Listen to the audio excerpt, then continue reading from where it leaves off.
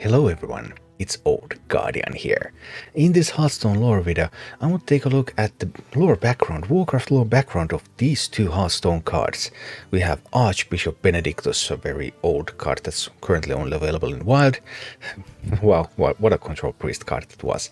And then we have the newer Darkbishop Benedictus, which is currently available in the core set, and a key card in any kind of shadow or undead priest where you want to have that damaging hero power. But does Darkbishop Benedictus exist in the Warcraft lore? Because we know Hearthstone often does things that are bits of twist into what Warcraft is doing. For example, with Ragnar's the Firelord. Ragnar's the Firelord is an important character in Warcraft, but Ragnar's Light Lord is totally Hearthstone original. It wouldn't make any sense in Warcraft anyway, because Ragnar's the Firelord is an Elemental Lord, and the Elemental Lord doesn't just change into a being of the light. That it just doesn't work that way. But what about Darkbishop Benedictus?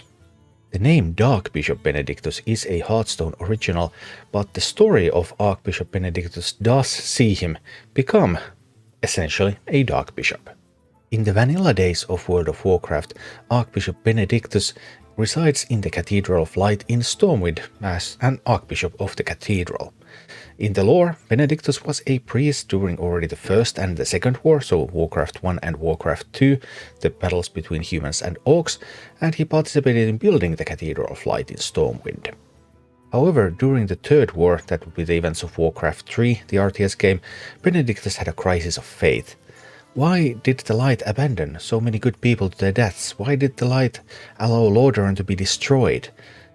What is the purpose of worshipping light if the light doesn't help the people who really deserve it? These doubts would keep lingering in Benedictus's mind, but it would still be years before anything actually happened. However, eventually cultists of the old gods took advantage of Benedictus's doubts and started pushing him towards the void, a power that according to them would not abandon Benedictus. Benedictus's increasing doubts opened a way for the old gods to start whispering to him in his dreams, and the old god managed to convince Benedictus that light is actually a tyranny and void can set him free. Light and void in the Warcraft universe are basically two sides of the same coin. For example, Naru, which are some of the ultimate beings of light, if they're completely sucked out of energy, they can turn into dark versions of themselves and become void beings. And then they can actually be turned back into light beings from void, so those are interconnected. And in some ways the power of light and the power of order, which is the faction that Titans belong into, are sort of tyrannical in World of Warcraft. For example, during the most recent expansion, Dragonflight, we have learned how Titans actually manipulated dragons in ages past to make them believe in the Titans' philosophies. We have also seen the light being a little bit coercive, for example in the way light attempted to coerce Illidan to do specific things during the Legion expansion. So yeah, light is not exactly super benevolent all the time, and they have a very strict idea of what is the right path. However, it is not very clear-cut that void is all that much better.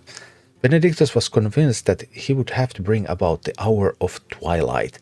What is the Hour of Twilight? There are many interpretations, but one interpretation is that it is the resumption of the rule of old gods on Azeroth, the bringing back of the Black Empire. That, at least according to Titans, was a tyrannical and very malevolent and evil place. Destroy most of the current life in the planet and bring back the rule of old gods. And Benedictus saw that this would be a way to escape the tyranny of light. Benedictus initially continued to be the Archbishop of Cathedral of Stormwind, but in secret he took on the name of Twilight Father, and even later on the Twilight Prophet, and began to work for the old gods and their Twilight's Hammer cult. So he never took on the name Darkbishop Benedictus in World of Warcraft, but Twilight Father, Twilight Prophet, essentially the exact same transformation happened. However, as all villains, Benedictus was ultimately revealed and destroyed when he tried to kill Thrall, because he had foreseen that Thrall could help defeat Deathwing. This was during the era of Cataclysm, when Deathwing was the main threat, and Benedictus was trying to work with Deathwing, who was in turn working with the old gods. But this attempt didn't turn out quite that well. Get inside! Quickly! I'll hold them off!